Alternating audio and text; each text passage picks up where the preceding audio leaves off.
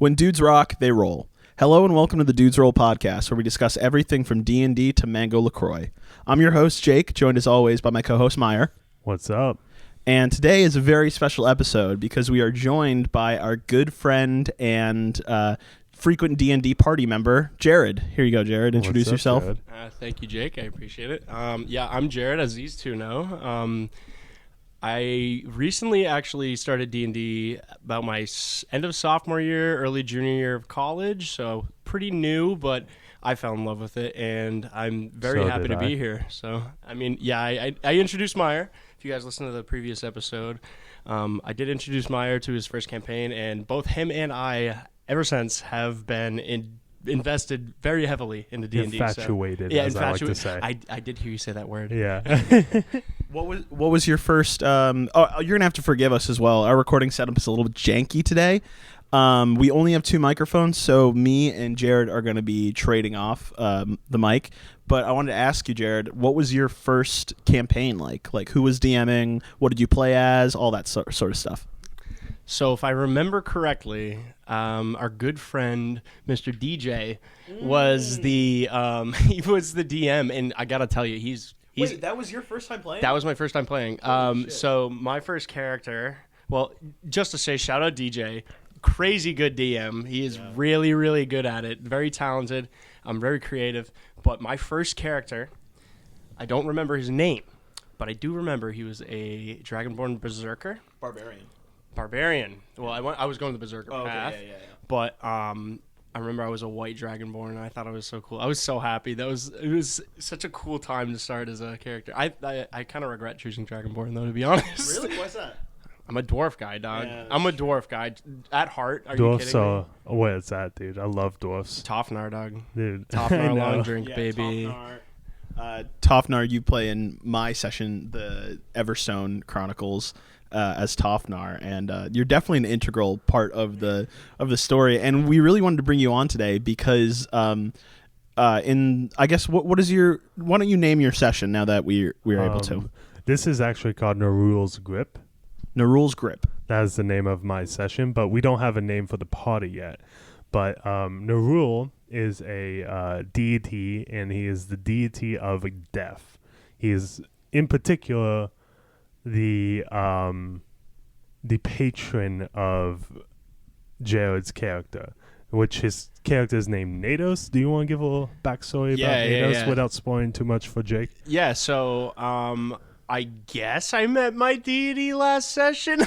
Your patron. My patron, but my character in Myer's campaign is a Gith Zorai, and I've never heard of a Gith before until this campaign, and it was an interesting race. I thought it would be perfect to combo with a Warlock, and it's my first time, trying this combo out. I really like the Warlock class, I gotta say. They are fucking sick, dude. Hey, I love Warlocks so much. Freaking blast, baby. Eldritch Blast. That's what it's at, dude.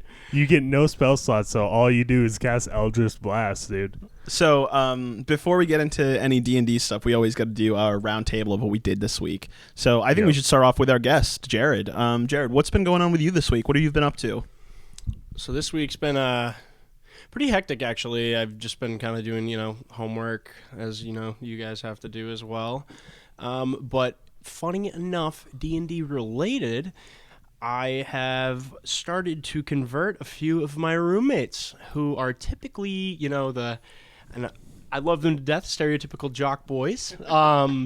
But I have begun to convert them. I think that it was a good step. I made one of my roommates' characters.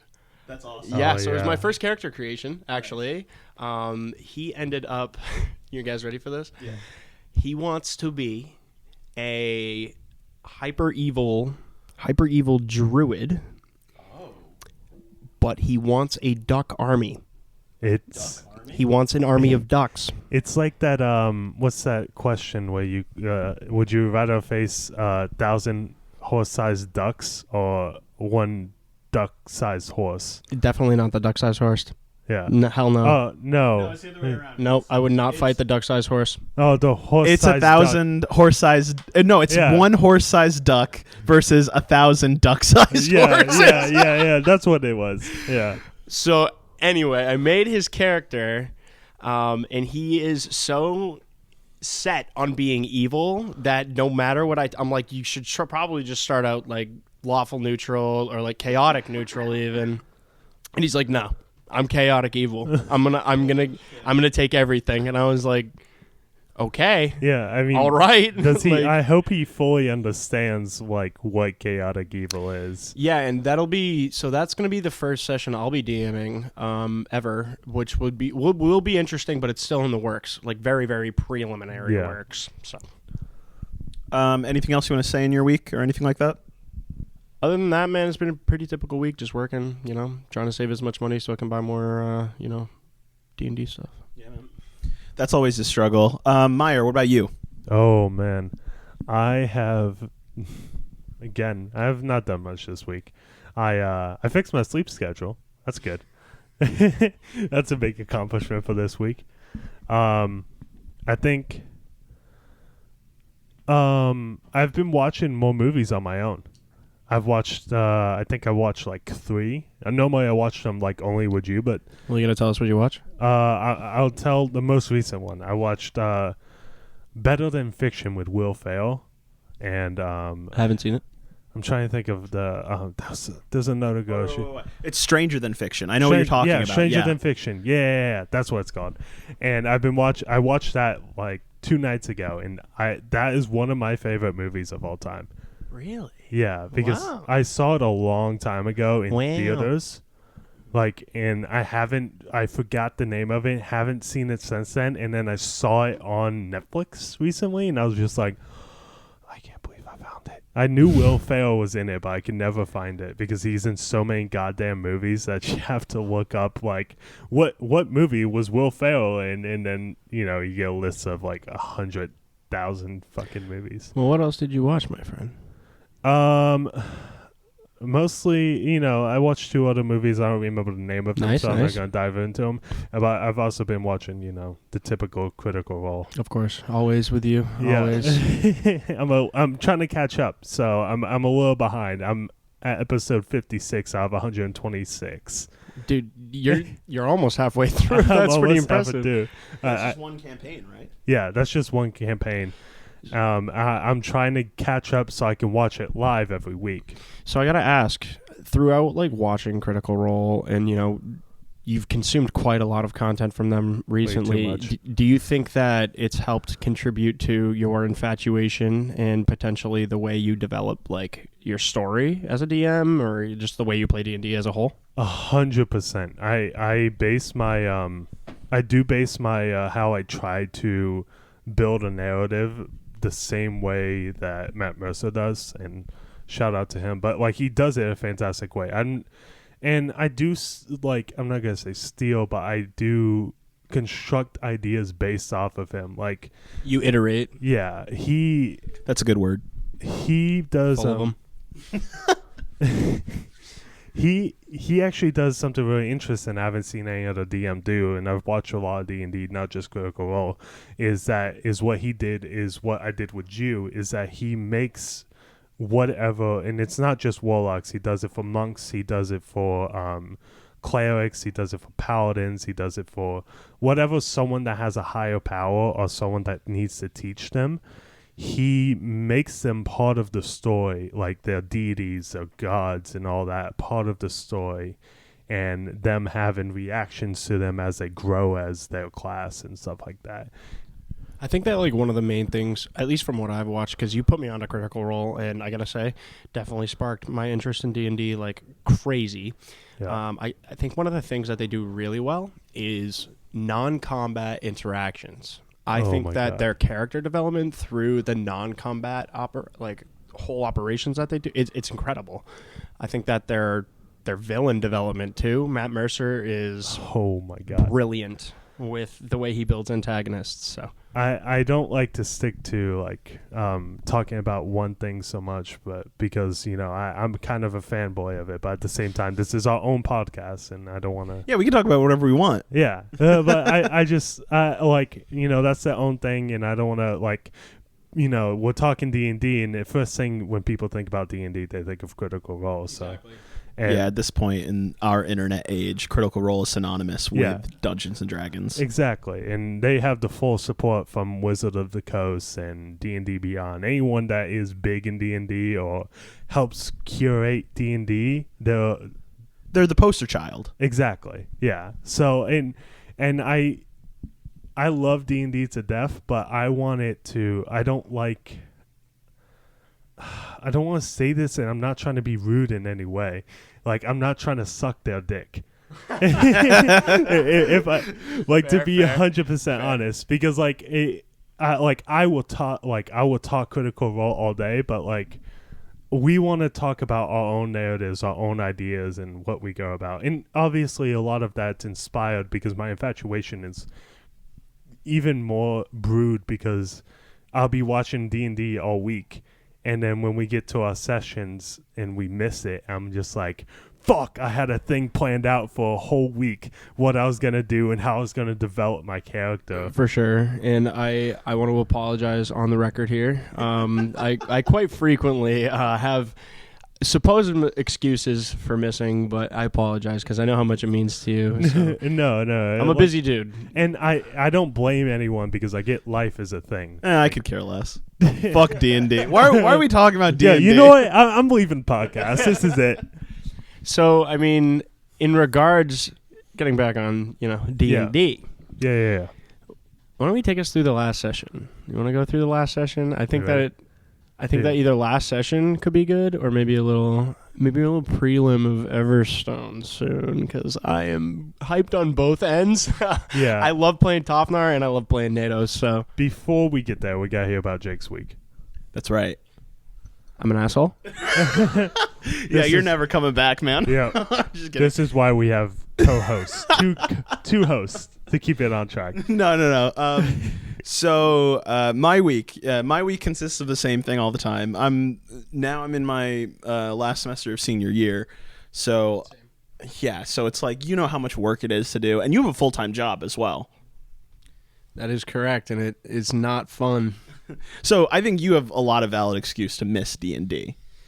I think there is some validity in, having, priorities, but overall, when it comes down to like my well-being and whatnot, D&D is an integral part of that because it lets me just do what I want creatively, and it lets me just have fun with my friends. So like, honestly, I need it to kind of, balance out the stressors of life. Yeah, 100%.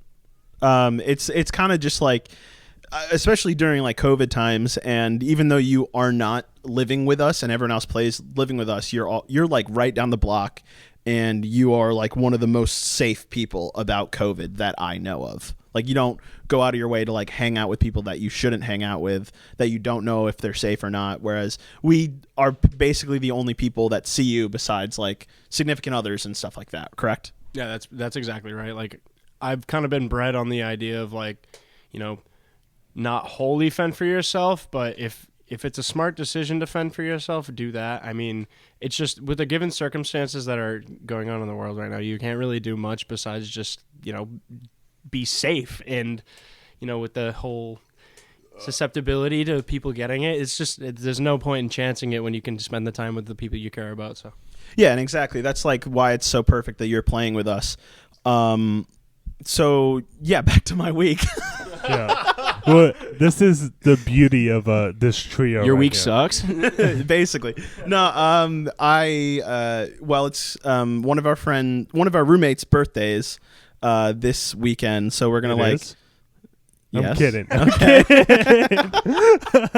So we're gonna like hang out and like have a couple drinks. And I don't drink. And I was at the comic book shop just a little bit down the road, and that's he. And I was Don't spoil it. yeah, Because right. he might listen to it. I always every time I go in there, I peruse the DVDs and Blu-ray section, and this week I came home with like a lot of fucking movies. Dude, every time I go into that I spend at least $30. Exactly. So I got a bunch of movies. I've been watching a bunch of movies, and my resolution for 2021, I don't know if I told you this, but was to watch a movie a day. I think you said that every episode so far. Yeah, I guess I just haven't told anyone else. Yeah. Why did you make that out of all things your New Year's resolution? I'm just curious. I'm not like saying Well, it to, I think it's a great resolution because it's very doable. I said obtainable because attainable. Yeah, obtainable. What doable? No, attainable, but no, you're. Gobble. I think you're right because what's that? An hour and a half, 2 hours out of your day, It could even be right before you go to bed. He said that short films count as well, which I thought was bullshit. But he said that like it could be 20 minutes if he's having a really busy day. He could sit down for 20 minutes, watch a short film, and get it over with, which I still think is bullshit. Commit to your 1 hour. Well, 30 minutes. I just want to let you guys know I broke my resolution. No.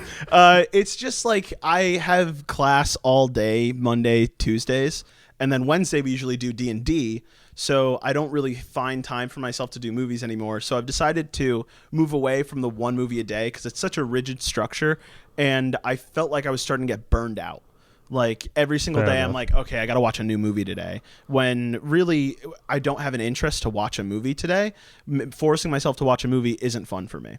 So basically, the reason why I did it, to answer your question, is because I really love movies, and I have the only social media that I'm basically active on is Letterboxd, which you know about. Yeah, you got me onto it. Same I don't really here. use it. I'm I'm on not it gonna too. lie, but Jake is one of the only people that I know that uses it, and the kids.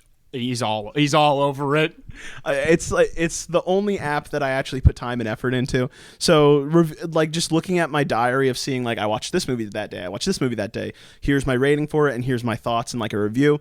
So that's the reason why I wanted to like challenge myself in a way. And it did get a little bit tough and I got burnt out. So I decided to take a break for a couple days. And now I'm back into it. I actually watched Do the Right Thing yesterday. Have you guys seen that or heard of it? No idea. So it's Spike Lee's big breakout movie. Spike Lee, the guy who directed Da 5 Bloods, which I talked to you about a little bit. Such a good movie. You watched it? Yeah. Oh, okay, great. It's a really good movie, isn't it? Yeah, it is. So Spike Lee is a very famous, like he's basically the indie filmmaker of New York City that is for black voices. Like he's yeah, exactly. He's a black man and he makes movies exclusively about black stories. Didn't he do the other movie we watched recently? Boys and Oh, Saddles? he did. No, that's Mel Brooks. He did Black Klansman. Oh, which we watched in like the same week. Yeah. But he did Black Klansman. But Do the Right Thing with his breakout role where it's like a street in Bed-Stuy, and it's all about one day in the life of this pizza delivery guy played by Spike Lee, and the whole neighborhood is black, but he works at an Italian pizza joint. And tensions begin where it's like the hottest day of the week, and everyone is like starting to come to that like boiling point, and tensions start to flare by the end of the movie. Is all I'm gonna say, to not spoil anything. But yeah, it was a really good movie. The thing I found interesting about it is it was in my mind, a very complicated movie with characters that like. You know how in movies sometimes a character says something, but then they do another thing. Yeah, they contradict for themselves. sure. I mean, it's just like the way humans conduct themselves. Sorry, what did you say, Myer? They contradict themselves. Yeah, they contradict themselves. It's like what humans do. And there's very much that in the movie. It's very much characters that contradict themselves and characters that don't always live up to the ideals that they want to. Like Do the Right Thing.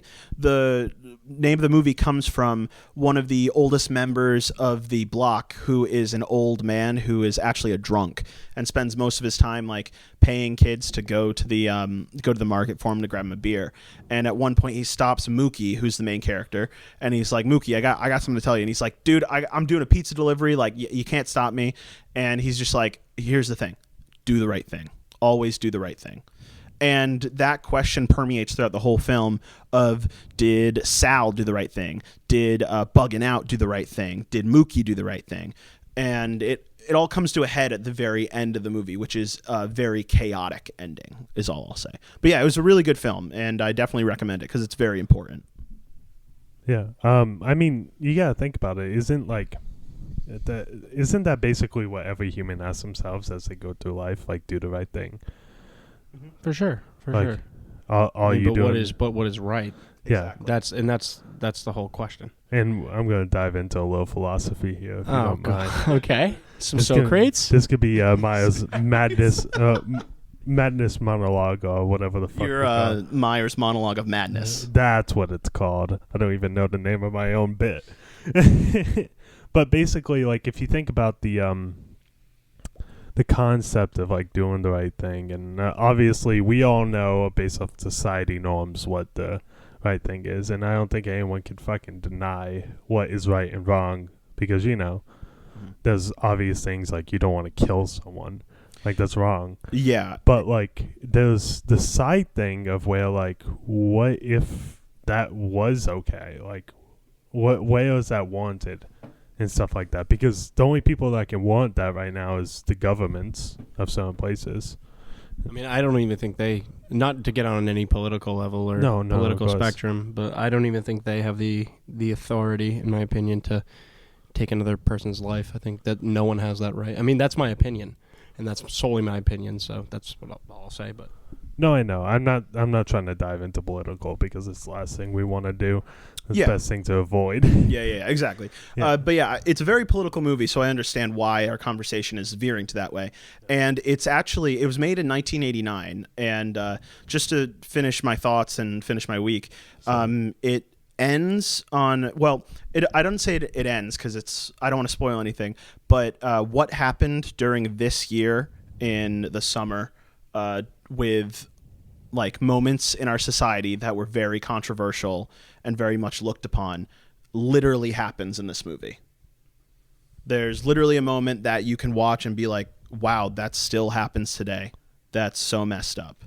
And it's just crazy that like you can make, and it's an indie film, obviously. Like you can look at it and be like, that is definitely a film made by, he went to NYU. So like it's literally a student film. I mean, he did it after he graduated, but it's literally something that he came up with and wrote, and it's still prevalent today, which I think, I didn't love it. I didn't think it was a masterpiece, but I did think it was very culturally important.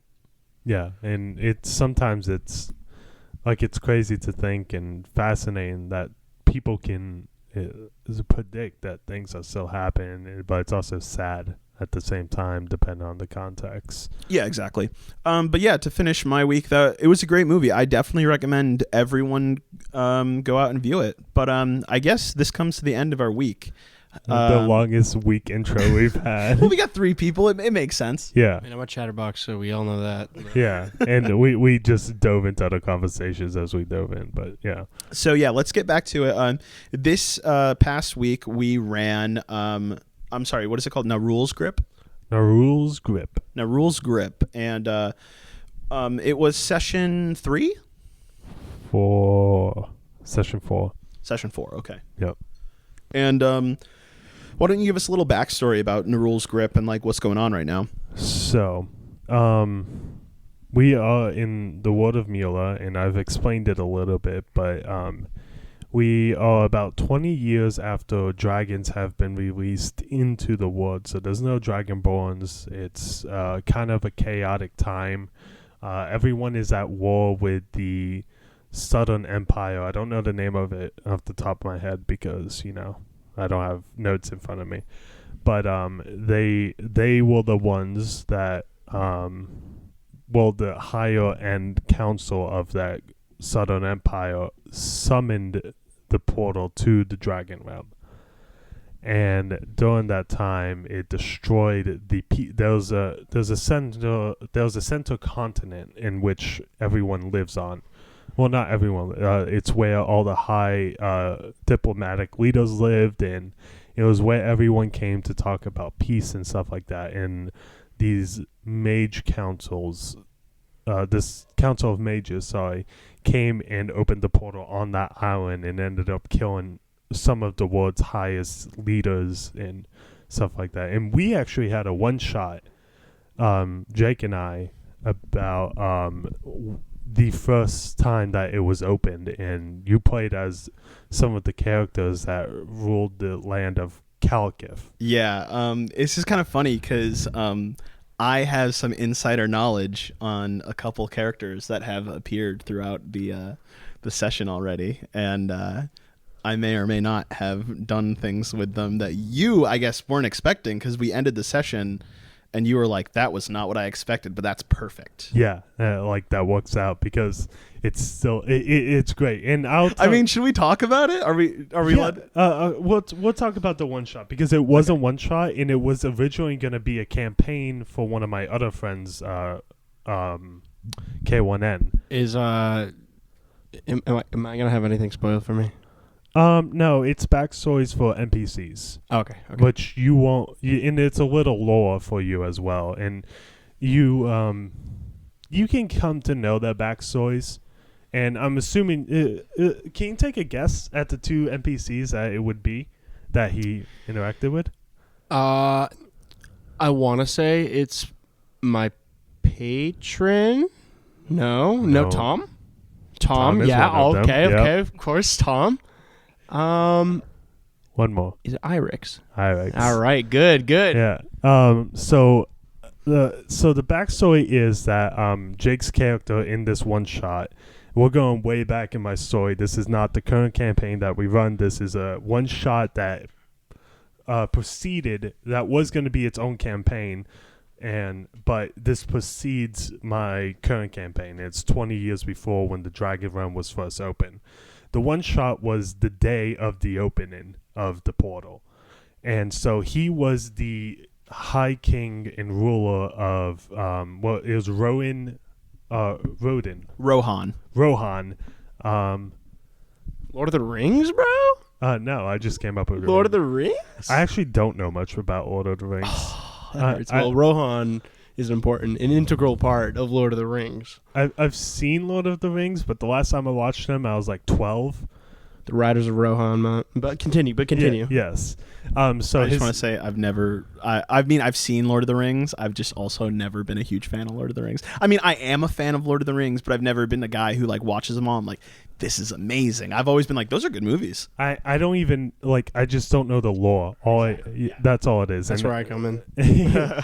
And I know a few characters and stuff like that, but nothing that where I would steal names. Just to clarify. Continue, my friend. Continue. But Rohan is the leader of Kalkif, which is the land for all, the people where everyone lives, and the main center of the major trade city called Keld, which is where the campaign just left in my campaign. But basically, they go to this thing, and they're all talking about how to make peace between the Orkland and the Mage Council. And why they're having this big old meeting with all of the most powerful world leaders, the leader of the Mage Council disappears. Irix and Tom, which are apprentices of the Kalkif leaders, and best friends, run in and warn them that, hey, we are being invaded. They don't know what's going on. Like, what the fuck is this? There's magical beasts outside. Help us. And as Rohan walked out of the meeting room, he looked out to see over the. Do you mean Tom? No, Rohan. I thought Rohan was. Rohan. Yeah. Do you want to clarify a bit? Rohan is a level 20 wizard. Tom is his apprentice. Which at that time he was like in his 20s. Okay. Continue. And you know Tom as a elderly sorcerer. I'm beginning to understand the extent of this man's power through your lore, and I love it. So continue. I love it. Yeah. And so as time goes, he walks out, and you can. I'm trying to paint a little imagery of the first sight of dragons for any human on the site of Mula. As Rohan walks out, he sees over the shimmering ocean, the sun reflecting off, beating off, and he sees tiny whelplings flying in front of these picture in the hallways where there's open windows, no glass on them, like down in the medieval type walls. Yeah. You know what I mean? He walks down, he sees whelplings flying in and out of the windows, and a beast he's never seen, but we know him as dragons at this point. And as he goes on, him and his party, which he's had a whole bunch of adventures on, Rohan. There was a paladin, a bard, and then he teamed up with the leader of the orcs, because as soon as they got outside, a giant black dragon landed down, which is the ancient dragon. He rules over all other dragons. I forgot his name. Eutis. His name is Eutis, and he is he's the leader of the dragons. And they fought him, and they almost killed him, but in the process, they lost 2 of their members in the fighting. And I should back up a little bit. Tom and Irix were teleported away by Rohan, and now I'm going to fast forward. Well, just 1 second. I just want to say that while I was fighting, I was Rohan, and I was with my party, and I was fighting the ancient black dragon. Mm-hmm. I had such what I thought was a galaxy brain move, where Eudes flew up in the air, right? And he was hovering, just watching us. And another ancient blue dragon flew down to be stop fucking with my master, basically, correct? Yeah. Also, by the way, you guys saw that dragon in my campaign. Oh, shit. That was him. That was him. Okay, we'll get to that. Yeah, we'll get to that. But what happened was the blue dragon flew underneath where the black dragon was, and the black dragon was floating up, and I tried 2 times to cast Hold Monster. And if I casted Hold Monster, it would have paralyzed the black dragon, and he would have fell to earth on top of the blue dragon. And I tried to do it 2 times, and both those times I rolled a 2 and a 3, and I was so frustrated. I never get mad in D&D, but I was genuinely frustrated at that moment. I was hoping you would do it, because that dragon is supposed to live, because he has lore reasons in the future. Not to say that he's alive or dead, but which one, the black or the blue one? The black one. Okay, he has developing keys in my story to this day. But it's good to know that we saw that blue guy. Yeah, well, like you said, we'll get to that. I'll try to speed up this one shot. Because I got a lot of explaining to do for our campaign. But basically, so they fought off the black dragon. The black dragon retreated. Before he retreated, he ate 2 of Rohan's members, the paladin and the bard. It was really sad, because I wanted the paladin to live. It was so sad. I tried so hard to help him live. Yeah, and he didn't. And now I think about it, he didn't heal himself at all as a paladin. That's so true. And I didn't even think about that. I didn't either. And I play a paladin, so I was very disappointed in myself. I actually gave, just a side note, I gave him 25 magic item cards. Yep. Yeah, and I had literally because a lot of them you have to attune to, and you can only attune to 3 magic items at a time. But so I had 4 to attune to. Exactly. So I had 8 cards in front of me. That was my loadout, my weapons that I had, and all that stuff. It was really cool. It was a lot of fun. Just playing a level 20 it's a lot of fun, but at the same time it's so overwhelming. Yeah, because there's so much you can do, especially if you don't walk up to it. If you don't know, it's like boosting in World of Warcraft. If you don't build up to play a character and you don't know how to play, especially if you never played the game before, and Jarrod, you can speak about this. Jake doesn't play WoW, but now I have a WoW player. Yeah, you do, my friend. You can just talk about how difficult it is. I'll just leave the room. I'll be back in 20 minutes. Yeah, that sounds about right. No, I mean, you're right. I feel like when you boost a character in WoW, I feel like it's any kind of MMO. Oh yeah, any MMO, I feel like it's a pretty good comparison to just dropping into a one shot on a D&D campaign, because you're not used to using any of those abilities, and unless you're a super experienced D&D player that knows all of those cards abilities by heart, which is very unlikely for the likes of us. But I will say that it's tough. It's tough to it takes a while to get attuned and accustomed to the way you use your stuff. Especially because you have 20 spells to learn, and you had a lot. I even gave you 2 level 9 spells, which you're only supposed to have 1 at level 20. Right, yeah. And my thing is, the only time I've ever played a spellcaster is a bard. Yeah. So playing as a wizard was totally, I Out was a of fish your- out of water the yeah. entire He time. wasn't. He was a sorcerer. Sorcerer, sorry. Yeah. Big difference. Yeah. But to get back to the story, you used Dimension Door to escape with the goblin. That was the rogue, which was friends with the orc leader. Yeah. I was trying to have my guy survive so bad. Yeah, and you did a really good job of it because Thank you. I was actually planning to kill you all right there. But now their story lives on even more epically than I could tell because someone has to tell the story of what happened that day. Do you want me to say what happened to everyone? Well, I want to tell about the orc leader. Okay, yeah, go for it. But if you want to talk about the end part, The very end where Okay. we did end session. I will talk about the epic moment that I had with the orc leader, and I pictured it like as I was saying. Oh, it was perfectly in my mind. Yeah, I like- knew exactly what you were saying. As I described it, I saw it as a movie in my head, and I've never had that happen before as a creative in my life, and it was one of the most beautiful moments I've ever had in it as a creative. And I like, at thinking back on it now, I'm almost in tears knowing that I probably never have that again.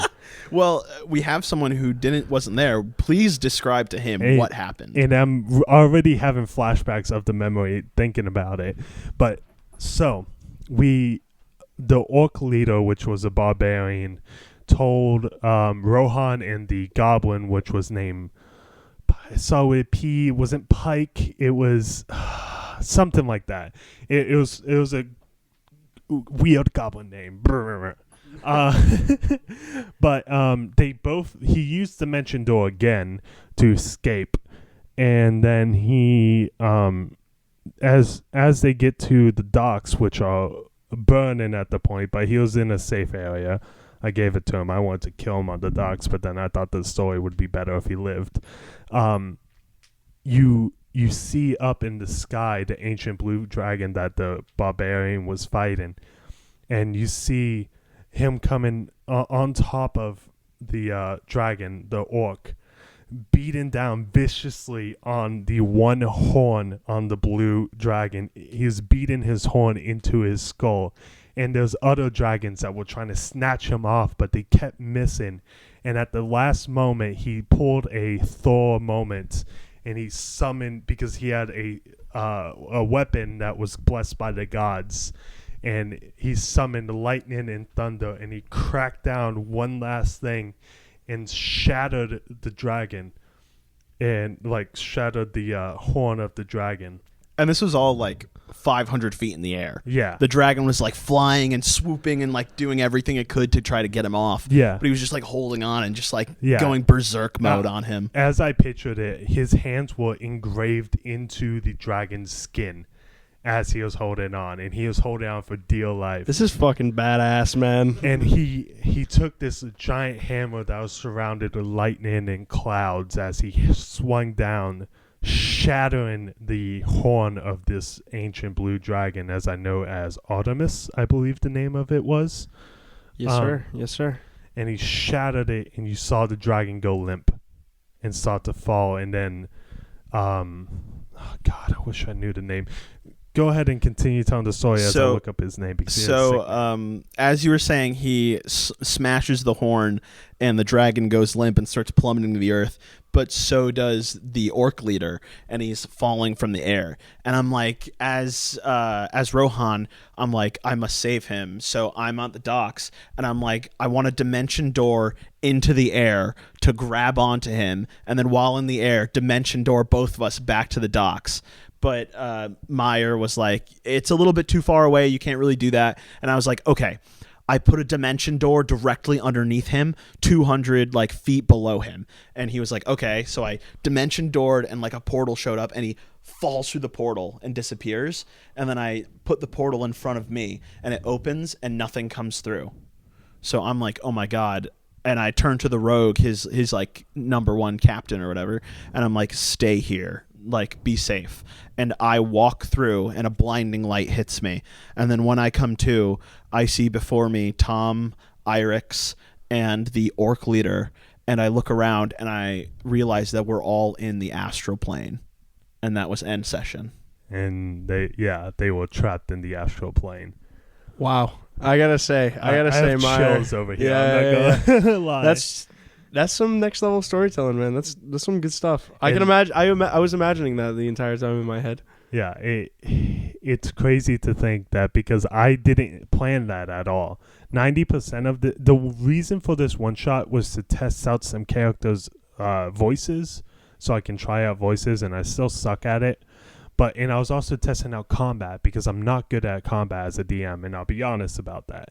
And that session turned into the backbone of my backstory, or the lore to my story. And I didn't expect it to be that epic, and I'm so glad it did. Hopefully, there's many more to come. Oh, yes, many, many more. But Yeah, so back to the present time and everything that's going on now. yeah, so all the continents are at war with the Southern Council because of the summoning of dragons, and we find a few unlikely heroes that meet up in the city of Keld, the biggest trade city in all of Mula. Everyone that lives there is required by law to be a part of the military till the day they die. And this is including men and women. Children are not included because they're not old enough to fight. But as soon as they are of age, they fight. So it's a high cost, high reward, because you can be very rich by just having trade in Keld. So we come across our party. We have Natos, we have Fusig, and we have Xena. We have Geo the Krakaris boy. Oh, we'll talk about Krakaris. Right. And then we have Will's character, which is Gordo Stone Baku. and then we have other Will's character, which is Bezic. Bezic. I believe it's Bezic. Yeah. So those unlikely heroes come together, and they were looking for a bit of gold because some of their gold was stolen while they were adventuring around. Stolen in Tom's bar, surprisingly, as That motherfucker. When he was first introduced, I had said, me and you were the first to go inside of his bar. I can explain the first introduction if you'd like. Yeah, we got gypped. I just want to put that on the record. So when they first Tom's bar was actually Tom was originally a character that was not supposed to be important. You told me this, yes. And his concept was actually based off of loosely based off of another character from Critical Role. He was based off of an NPC from Critical Role, but owns a magic shop. His name is oh God, why is it escaping me now? Oh no. Tom 2.0. We'll go with that. We'll go with that. Okay, I'll think about it as we go on. But Pumat's his name. Pumat in Critical Role. It's loosely based off him. So if you do know, that's why it's fun. But so if you walk into Tom's bar, you see multiple of the same person in Tom's bar, and it's all Tom. But they all have their different variations, their own creatures, their own entities, which is my own twist on it. And he runs a bar, not a magic shop. Not the same thing. As you walked in, Fusig and Natos walked in, and as soon as they were greeted by a peeling Tom that came out of thin air, and he was like, "Would you like a public venue?" And of course, we chose Fusig and Natos. So I'm Natos, Jake is Fusig. We chose private. We chose private right away. Because that sounds fancy. You're like, how much it costs? Nothing. It's completely free. Yeah, exactly. He said it didn't cost anything. So we were like, oh, perfect. We're broke. We're looking for a place just to hang out for a little bit. Oh, and I remember the reason why we went into Tom's bar in the first place. Why? It's because we were looking for a pub to go into, and Natos and I went to the pub that was the Druid pub, which was Gloomberry, which was covered in vines and wildlife creatures. And Natos, Jarrod, why don't you say what Natos did? Yeah, so I saw a squirrel and blasted it to smithereens. right on the tree. Just right in the blast you. druid like alcove. So that was a good idea. Yeah. So This was about like 10 minutes after they met. Exactly. in character. so I see this, and all of a sudden, all the druids want to kill us because we're destroying wildlife, and you lit it on fire as well. Yeah, I forgot about that. And I forget. I do remember now because you were wet. You fell in the water, and you were being dragged out, which you're is being part of your session 0, which I told Jake about today. I didn't tell him exactly what happened, but I told him that I had one. Right. So you were getting dragged out of the water. So you were already like damp. So my quick thinking was I tear off your clothes and take your wet robes and start batting out the fire with your wet robes. And thankfully it did go out, and I had to do a charisma roll to be like, no, he's just disoriented. He didn't know what was going on. It's all good. And thankfully they were like, all right, that's fine. So we had to seek refuge in another pub. I didn't expect things to escalate 30 minutes into my campaign that quickly. You guys could have very well died if you didn't get out of that. And I always like to bring a little, a little spice to the party. But as you enter Tom's bar, you get greeted. You go to this private venue, but he, as soon as you say you want a private venue, he snaps his fingers and you teleport into this nice, cozy, kind of lodgish area with a hearth in front of you and own personal Tom to bartend for you. There's cards on the table. There's about 10 chairs around this massive table. There's a couch. And you see outside a completely different environment. It's gorgeous. And at this point, you realize that you guys want another plane. And you tried to leave and you couldn't because you had to pay a certain amount of gold. Thought it didn't cost anything. And to enter, it does not. To leave, right. It does. Right. Good. I like that. I like that. And so you ended up like discussing for a little bit, and then you used detect thoughts. Or one of your... Use like detect thoughts with like awakened mind. Yeah, awakened mind, which is a... That's just like to communicate telepathically. I use that, but I do have detect thoughts too. So I used like awakened mind to talk to him. At least I called out to something. Yeah, so when he entered the mind of Tom, he heard thousands of voices talking at once, which is all the Toms at once. And then he used...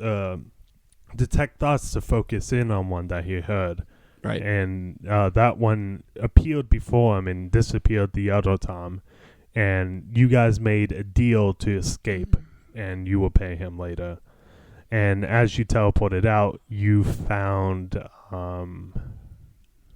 a Tom appeared before you with a missing leg. And it was like, help me. And then it fell dead in front of you, a full leg regrown, no head. This is after we left the bar right outside. Yeah. We were kind of like recuperating with the rest of the party. And as soon as we walked out, that happened. So we were all just like, what in the world? And one of you made an investigation check, and you noticed that it was a different body and a different species than what Tom is. And you guys just got the fuck out, but there's a whole different thing going on there. Right, yeah. And I think that goes to why we were so suspicious of Tom as a person. Because immediately, at least to me, he comes off as a villain. Yeah. Which in... I can't talk about Tom yet. Well, that's actually in the keep going with your story. Okay, I'm going to fast forward this a little bit. So you guys looking for gold, you run into this captain named Irex. Irex is a name that I stole from one of my friend's WoW characters. Shout out to him. Thank you for the name. It's a cool name. So we run into Irex. You guys go on the ship. You travel for a few days. You find out that you're delivering a dragon egg back to the center continent. And Hogren is Hogriff. Hogren? It's Hogren. Hogren sounds right. Hogren is the name of the center island, which you guys don't know that yet. But you do for the one shot. So Hogren is the name of the island. You're trying to deliver an egg there. You're getting paid 1,000 gold each to deliver this egg. Big money. Yes, especially for level 3 at this point. And so you're on here, and then you get in a giant ship battle that takes 2 hours IRL to do. Took way too long because no one used fucking cannons.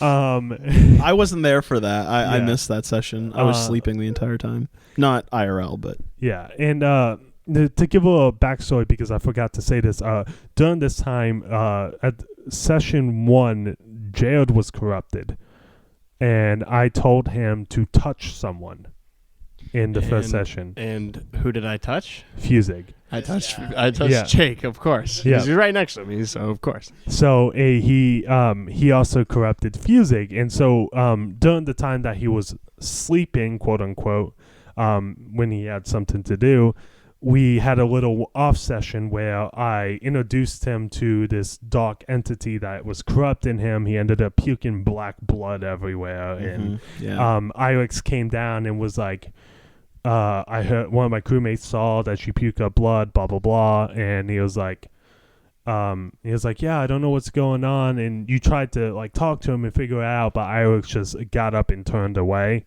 and didn't say a word to you because he inherently knew what it was, but he didn't know how to deal with it. Yeah. And he knew someone that did, i.e. Tom. Yeah. So you guys continue on, and then you guys on this current session that we're on, you guys go down to protect the egg because it's the last few hours before you get to it, so you guys had to protect it. And you guys were standing there, and then Fusig decided to tell everyone that he was corrupted, and that's what he felt like. And so Jarrod and Fusig go away and talk about it for a bit, and when they come back, they had a overwhelming power to destroy the egg, and they did. And which is, the power must be insanely strong, because I rolled like a 15, but you rolled like a Jarrod 20. rolled a nat 20. Yeah. He rolled a crit. The DC, you rolled a nat 20. I rolled a nat 20, and I had a 5 modifier. It was a 4 modifier. Or a 4 modifier, and you said I needed a 25. 25 to break it. And that's why I was like, fuck, dude, I wish you were one more level higher, and then you could have been able to break it. But you are more corrupted than he was at the time, which makes sense. So you guys come down and you hit the egg, and 5 dragons come out, all of different colors: a black one, a blue one, a green one, a red one, and a silver one, all having different personality traits. You just revealed something to us, though? What? You see the black one? Yeah. Remember, we didn't see the black one. No, you did at the first. Oh, wait, what am I saying? Never mind. Yeah. The babies, right? Yep. And when you first saw the baby black dragon, it was extremely small, the same size as the other ones. Time fast forward, and you guys bonded with the dragon. One of you in particular bonded with the green dragon, which was Gordo. Yeah. I was not expecting our cleric to bond with it. I was expecting our druid to bond with it and create a new friend, but she didn't go down. It's like the meme. It's like Gordo's like look, this is my dragon pet, and like the party's just like, you mean our dragon pet? Yeah, exactly. So then time goes on, and you guys go up while you're down there trying to tame these dragons and calm down, because they were non-aggressive. They were just scared. The black dragon escaped instantly. It went by you guys without a reaction or anything. It was kind of combat, but not really. And then you guys hear a loud screech from the outside. And as you go outside, you are greeted with a giant ancient blue dragon with a destroyed horn. Which I did not say the destroyed horn part, because I wanted to keep that from you at the point. Yeah, I was thinking that when you said it was a blue dragon, I was like, is this the same one? It is. Right. So it survived that plummet, obviously. Maybe. Ooh. Ooh. That is the only spoilers I'm going to give for you guys. It's getting spicy. So, as time goes on, you guys will like, oh fuck, and you go up to Irex, which is the captain, and you're like, hey, okay, I need some help. Like, there's dragons downstairs, and he's like, there's a fucking dragon up there, and then he was like loading a musket to shoot at it, And then you're like, no, don't shoot it. Yeah, like I tried to interject and like grab him. Yeah. That didn't work. I'm a puny, scrawny little Githzerai. And then as you come back, you see a black dragon that is bigger than any of the dragons you saw before, and the same black dragon that was downstairs. Land behind Irix, and I hope you guys were picking up on that right there. But he lands behind Irix and tries to attack Irix, and someone did something to stop it. Oh, someone did command. That was I think that was Gordo. And he said halt. And then he went and he tried to attack someone else, and he didn't hit anyone. And then the dragon, Irix, realizing the danger they were in, pulled out a small bead, ball bearing looking, and threw it on the ground. And Tom Prime appeared in front of them. And Tom Prime is a younger version than any of the Toms that you guys saw in the Tom's Bar.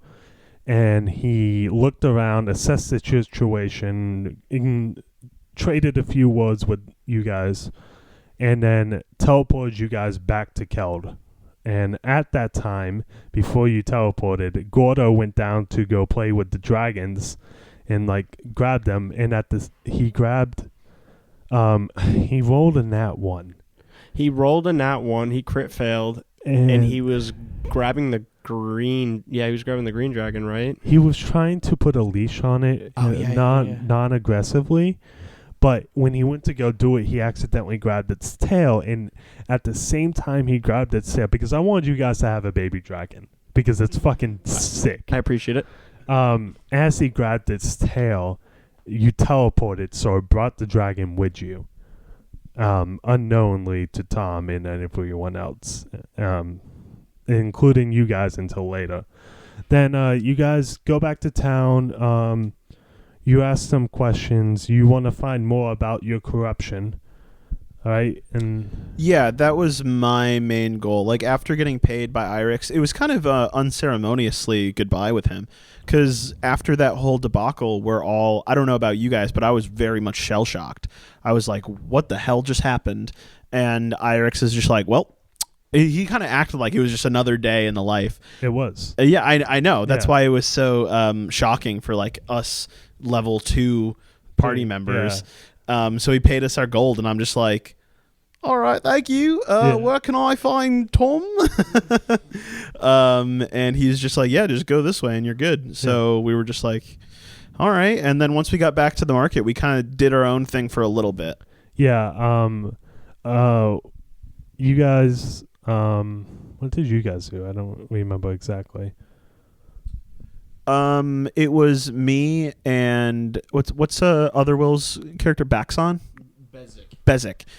Me and Bezic went. I think we went to a pub. I think we were just like chilling out. We went to Tom's. Oh no, you were there too, weren't you? Yeah. Everyone who owed people money to Tom, I believe, went to Tom's first. Which was us, and we paid our tab for, what was it, 200 gold? No, it was 50 each. It was 50 each. I thought. Well, I am now down quite a significant amount of gold. Out of your 1,000 gold at level 3, calm down. You're fine. I still have like 700. We're still in good standing. Oh well, you're down. There's a reason why you were down so much. So time goes on, and we're gonna follow what's his Geo's character for a little bit, because Geo had the biggest side thing. So Geo's character is addicted to a drug, which is the equivalent to crack in this world. Crakaris. And we came up with that together because he wanted to be a crack addict, and so we named it Crakaris to add a little magical flair. Which is honestly, like, on the D&D sheet, you do see bonds, ideals, flaws. Being a drug addict is a great flaw for a character to have in D&D. He was actually going through withdrawals on the boat, and he had like minus effects because of it, which was really funny, because you guys were on that boat for like a week and a half. Because I fast-forwarded time a little bit just so we can, for, decency's sakes, because you guys, I don't want you guys on the boat that long. Right. That was just an introduction for you guys to run into the characters that were not there session 1, because people joined session 2, remember? We had Shady join, and then we had Other Will join on second. And Right. we asked Nick join second session. Yeah, and Nick we had to. Wait, Nick is still alive. Nick is still alive, but I think he's just part of the crew now, part of Irix's Yeah, crew. you know what? He's like, I wanted to go with Irix's crew. Yeah. I like the life on the sea, baby. Yeah. Here you go. He saw the dragon and wants vengeance for... So we continue on, and so him being addicted, he wants to get more Krakoris, but he has a bigger plan in mind. He wants to rebuild his lamp stand called Hot Boys Incorporated. Which I think he's got the best objective out of all of us because it's so funny. Yeah. I think the best thing about him, too, is no matter which way you cut it, he is all for Hot Boys Incorporated. Yeah. Did you say what the incorporation does? They sell lanterns. They sell lanterns. And he is a I don't know what the name of his race is. A Genif? I don't know. Ganashi. He's Ganashi, and And he he's is a a fire fire sorcerer. He is a fire sorcerer that is a fire Ganeshi, which gives you extra fire cantrips off base level. He's got lots of fire. Yeah, he wanted to basically be a firebender from Avatar. So Yeah, because in Everstone, he's also basically an elemental bender as a monk character. he really wants a D&D session based around Avatar, which would be really cool, but we have 2 sessions going already, and we got to find another day for it and someone to DM it. And then we're going to have another session once Jarrod starts Yeah, up his exactly. sessions. So he, this entire time, he's going, they have 1,000 gold at this point, everyone in the party, probably a bit more, some of them. And he went to the Better Business Bureau to buy a business license. And so he ran into the same door he did when he had to pay a fire tax because his shop burnt down. By the way, someone burnt down his shop, which you guys never solved. So I'll just leave it at that. Oh, wow. I kind of just assumed because he was, a crack addict with fire, but... No. Okay. Yeah, okay. someone burned down the shop. Arson, you're saying. Yes, of course. And don't tell Gio that. Because he actually does think it's arson. He's the only one that thinks it in character. That's true. He's the conspiracy theorist, and all of us are like, nah, like a lamp knocked over when you were high, man. Yeah, 100%. Even though someone burnt it down. That's so funny. So it costs 500 gold for a business like St. Keld because it's the trade city of the world. Like, it's the capital. Everything it's expensive to own something there. It's like New York, dude. Yeah, exactly. If Exactly. you wanted to start something in New York City, you know how much it costs to start a business in New York City? No, but I don't want to. It's a lot. yeah, well, it is a lot, I assume. I don't actually know. I wish I had that statistic. It's a lot of money. So he wanted $500 for that. Then he also was like, "Oh, can I get insurance?" And then I had to come up with an insurance plan for D&D. Man, DMs do it all, man. Yeah. They do it all. And that costs 150 gold for premium service. There's premium and platinum. That was the funniest thing when Gordo, so Will, was like, wait, so the premium's the base, and you're like, yep. And platinum is And the platinum is the plus. yeah. I mean, it makes sense. Premium's like nice, but platinum's platinum. Some good marketing. Yeah. And then that was 150 gold, and then for a week's worth of stock was like 200 gold.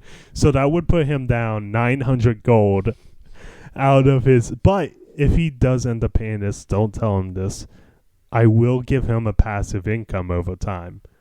Oh. See, like, that's what I feel like we were trying to tell him. Or at least the people around him were trying to tell him, like, if you got your business up and running, Yeah, then and you get your business up and running. He had an apprentice that could have ran the shop for him while he joined you on the parties, which I think he forgets about. Well, at I mean, times. he's high on Krakaris. How is he supposed to remember? No, but I think, like, as a player, like an actual player, I think he forgot that he had a... So time goes on, and you guys go you're heading for Tom's. Wait. I want to say my favorite part from your session Yeah. was when, what's his name, Gio? Geo bought lamps to. I totally forgot about this. He bought lamps to. He bought sell. one lamp. He bought one lamp. No, he bought a few because I remember afterwards he bought more. Okay. He bought a lamp to sell for 3 gold, and he stopped a random guy in the street. And he rolled a natural 19 on persuasion. Yeah, and the guy was like, "Okay, I'll take a lamp," and he goes, "Okay, 3 gold." And well, actually, what happened was he was like, he said 19. And he was like, "Oh, good, I'm looking for a present for my mistress." And then no, but his sales pitch was, "You want lamp?" That was his whole sales pitch. He literally held out the lamp in front of him. He was like, "You want lamp?" Rolled a 19 naturally, and I'm like, "Okay, this guy is not that smart. This random NPC." So I'm like, "Yes, I'm looking for a lamp for my mistress. I was in the shop of it." And then he's like, "Okay, 3 gold." And then that 5 minutes later, after we had that whole ordeal of us just laughing, he's like, "I didn't even sell it for a profit." So he went back in. He bought the products for 2 more lamps so he can sell them. So now he's down 9 gold, and it could be down 909 gold if he wants to. What a fantastic businessman, I gotta say. And then before we do get on the road to Tom's, Natos got in some trouble in the town square. I always forget this. Yeah, do you want to explain what happened? Yeah, sure. So, I mean, I saw my boy down on his luck, Geo, Crackaris addict and whatnot. So, I decided, I was like, you know what? I'm going to try to get this dude some Crackaris.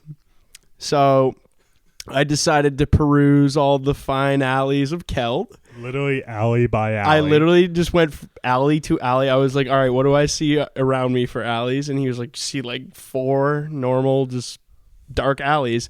So I hopped in the first one, and I decided, I was just like, you know what? I'm going to yell Crackaris. So I was just like, Crackaris. And you made me roll for it. I believe it was for perception. Yeah. In the first one, I got I think I got a 10 or something. Yeah, something. It was something right in the middle, so nothing happened. So I was like, all right, I'm just going to go to the next one. So I did the same thing, and I yelled Crackaris, and he made me roll again. But this time, I crit failed. And all of a sudden... And as he crit failed and he was explaining it, I rolled on my end to see if anyone noticed, and they rolled a natural 20.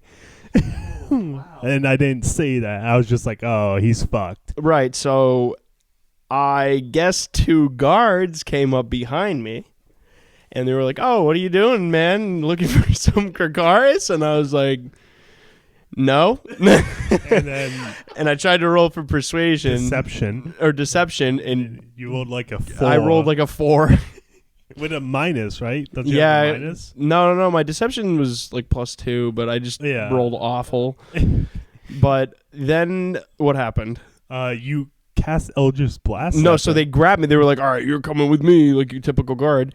And they grabbed me, and I immediately was just like, nah, I Eldritch Blast his hand. And everyone looked at me and was like, what are you doing? And I was like, I Eldritch Blast his hand. And then you crit failed. And I crit failed again. And missed completely. And you just held out your hands to be arrested. Yeah, I didn't even fight it at that point. I was like, you know what?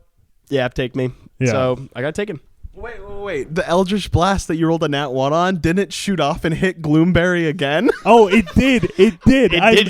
I made it do that because it was really funny, and it killed another squirrel, too.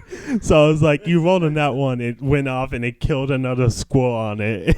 It was tough. I just wanted some Crackaris to help a fellow party member out. Yeah. And then you got arrested, and you were put in the stockades, and you guys were waiting for him for an hour.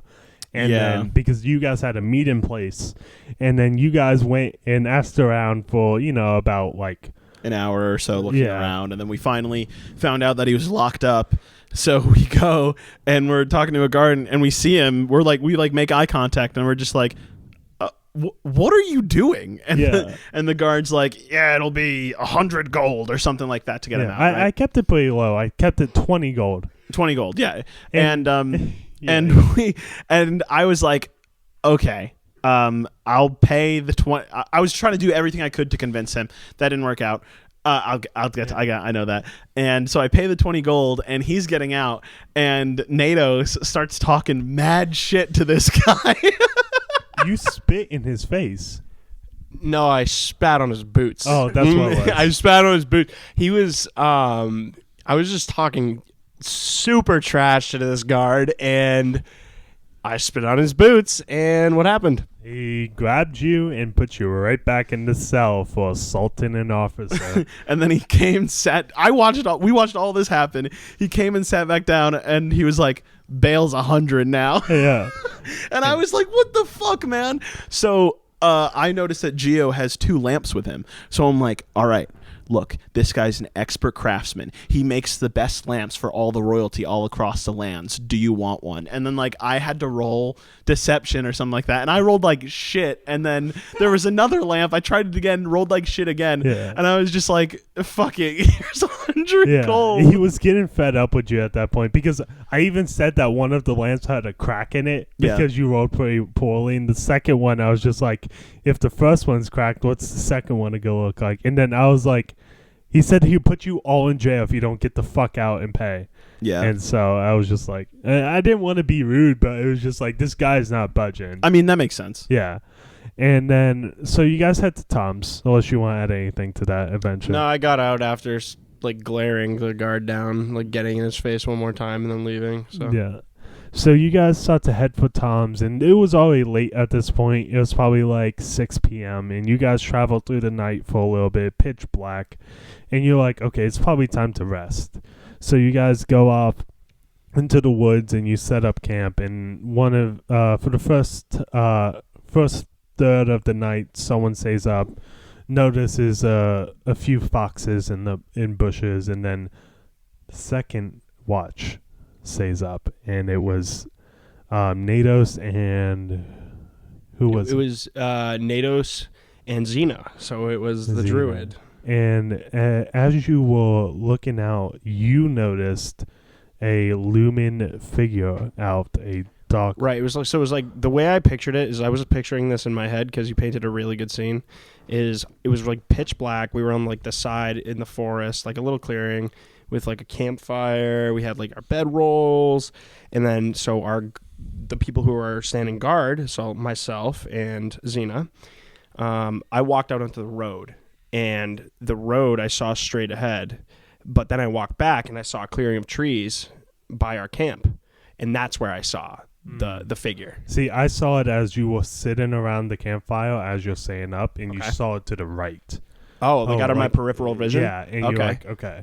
So that's why when you said, head up the road or whatever, or you head off the road, I was exactly. I was like, what the fuck? You're So not doing image displacement. Yeah, it's fine. I didn't explain it exactly where it was, but it was a floating blackened figure, and you were fucking terrified, and so was Xena at the time, and you woke up the party, and at this point everyone was fucking terrified because it started slowly coming at you, less than an actual walking speed. It was hovering above the ground, and as it got closer, I turned to the party, and I was like, I'm gonna go, and I just walked toward it. Yeah, and you saw it walking towards it, and then it stopped as you saw it walking towards it at one point, and you saw it walking closer, and then you got a little frantic, and earlier in the campaign, you got a ball bearing that Irexa had. Right. And you threw it on the ground, and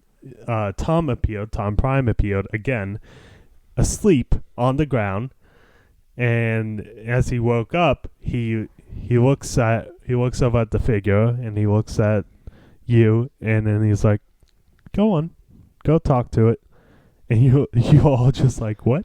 I was not about it. Yeah. I was terrified. I definitely knew that it was not a good energy. Yeah, because you did roll an Arcana check, and you knew that it was the same energy that was coming off of Fusig on the boat. You said that when we went off to talk, to discuss the whole corruption part, that was the exact same energy that I discovered.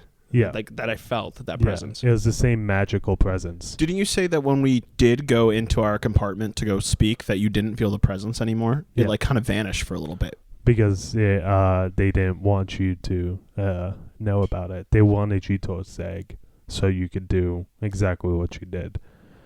But as you summon Tom, Tom was like, "You won't die. Go talk," and he protected you.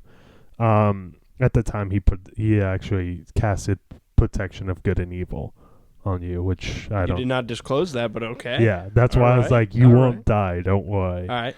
And so as you approach closer, you see a completely pale figure, as white as paper, no shirt, chiseled, scarred, looming character, and long black hair, kind of wet, covering the eyes and such like that, and his head slightly cocked to the right, staring at you. And he, as he approaches, he's like, "Hello, my child." Yeah, and I was like, child. I was like, immediately my eyes shot up, and I was like, Yeah, and he was looking dead at you, dead in the eyes, and he was like, "You are the first of many." And then as like time went on, like you guys were looking at Tom and stuff, and then he started speaking to you in demonic, right, which you know, and because I'm Warlock. yeah, and he was like, he said in like a deeper spoken dialect, he was just like, he basically admitted that like you weren't ready for his trials, Right. at that point, and Right. so he took his hands underneath, and he removed the corruption on you, and then he slowly turned his head to you, and he said, "Come forward, Fusig." That is because I'm pointing IRL. And Fusig's, I play Fusig kind of like, his whole shtick is he's a barbarian, but he's also like a little bit of a coward. Yeah. He's like a little bit of a coward, but he's like morally a pacifist, only gets angry like when his friends are getting hurt. So right now he's like literally entirely behind his shield, just like going up, like eyes just peeking over, just like shaking terribly. And he walks over and he just places his hand on your head, and he removes the corruption from you as well. And then he said a few more things, but I don't remember exactly what he said off the top of my head. But you know that he is fond of you, Jed, Natos. And then he, as he left, you saw on the ground a tome, which this is the tome of it's the path that warlocks take. Yeah, I choose my otherworldly patron, and basically when I hit this level 3, I get a tome where I can pick any 3 cantrips of any class, and I can use them permanently through the rest of the campaign. And that upgrades as time goes on. So as time goes on, you will be able to open the tome and read from it and stuff. Oh, okay. If you rolled higher enough on the first time, which you didn't, you needed an AC of 20, you didn't roll 20, or it didn't add up to 20, you would have been able to unlock it, but it wouldn't added anything to your character. I rolled I remember I rolled like a 5, a 7, and then like a 12, and like a 12 wasn't enough, so I was like, what the fuck? Yeah. And that was, you guys all went to rest, and that was the end of fourth session. I thought it was very well done. Though I'm very excited and in suspense for the next session. Yeah, I don't know how I did, because I had the idea the dragon egg thing was going to happen, the dragon was going to show up, and you were going to meet Nerull. That was my plan. Everything else was improv. I didn't write anything else down. Yeah, no, I thought it went very well. And it's kind of funny that we're recapping all of this, because it's like reminding me things in my head of like different things we can do. Like, for instance, I completely forgot about Tom's, that weird body that showed up decapitated. Yeah, because I was like, okay, now that we're all cured, what's the point of going to Tom? But now in my head, I'm just like, that is suspicious. Maybe we should talk to Tom Prime about that. Yeah, well, Tom Prime is gone now. I know, but we're on the road to him. Yeah, which you could get there in less than a day, because it was a 1-day travel to there. You could get there before evening if you left early morning. Right, yeah. So it's not far, and the description you guys had was a very tall tower. Right, yeah. And that's it. So it's pretty easy to, and our other Will's character is the Eagle race. I forget what it's called. Starts with an A. Arakoa, I believe. Something like that. Something like that. Yeah. So he can fly as well, but he wasn't like scouting for you yet. But he can if he wanted to. Yeah, so I think we got a lot to think about for next session. And it's funny because after we finished, normally you and I trade off weeks. Like we do an Everstone, then we do a Nerull's grip. And we kind of like pose the question, like, let's have a vote. Who wants to do, what do we want to do next week? Do we want to do Everstone or Nerull? And literally everyone was like, I don't care. I would literally play either session. Because we are in tense moments in both of them. Like you guys had a tense in my campaign, and now we also have a tense moment in yours where we already recapped that, but like holy shit, we had a player character die. I'm on my fucking deathbed. Like I think the greatest thing about this is that we're like level 3 in your campaign and so much shit has happened, and then we're like level 5 in your campaign, and a tremendous amount of things have happened. So I've never played a D&D character past level 5. So this is going to be really fun. I'm excited. I haven't played one past 1 until Jake's campaign, so it's really exciting to see what happens. But I just want some more like backstory on my fellow party mates, because we know nothing about each other. I have like a full written out backstory of Lord Myer. Yeah, that's something that because right now the Everstone quest, the main quest of Everstone, is kind of coming to a close after about 12, 13 sessions or so. So I do think, because right now you did all come out of that almost dying, basically, especially you. And I do think that a sit down at a campfire, everyone rest, maybe have some really good character moments, like, comes to you. And you guys like talk about each other, because you're about to go into something that like some of you might not survive, and that's just how it goes. Yeah, about that. We should do some side quests first. I think that kind of tying back to what we were talking about in the beginning, like these off combat character interactions could really mold like the direction of both of these campaigns coming up. The out of combat characters that you're talking about, like that's something that Critical Role does very well, and that's what I want to achieve as a party, is to get to the point where they're in the moment, and they are professional actors. I'll give them that, but I want everyone to try to be in their character the entire time, and it's hard to do because we're amateurs, most of us. Some of this is a first session, but like if everyone was in that, the game would be so much better. And I try my hardest to do that, and I know you guys do as well.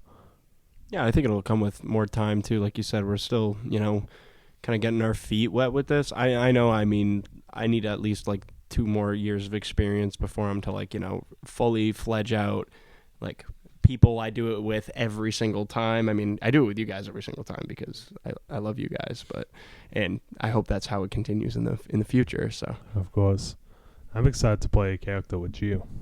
Yeah, man. The only time we've ever played a character, I think you were in it too, was Will's session. And that was a one-shot, basically. It was basically a one-shot. We were going to try to start a campaign, but it kind of ended in a way that's like, well, I mean, like, all of us didn't really know where it was going to go, and we were already doing another campaign at the time, so it kind of fizzled out at that point, and the focus came to another session.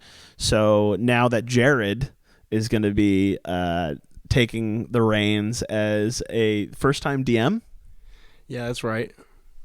First-time DM, it's going to be a lot of fun to see, 1, what you come up with, and 2, to actually get to play characters with my podcast co-host Myer over here. Oh, I'm excited.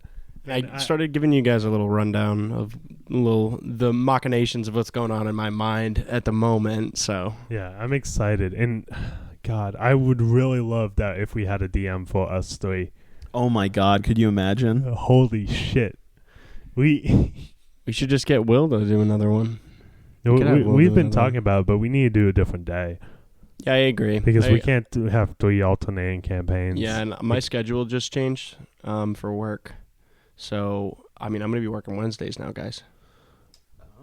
So, it just happened today, so. Well, that is the end of our D&D sessions. I'm not even kidding because Shaylee works on every other day. Well, we'll try to come up with another day, and I think we'll be able to accomplish that. It might take like a week or so to figure out what day we're gonna do, but that's an off the podcast kind of topic. Yeah, but saying this now, we should start talking about that now. Yes.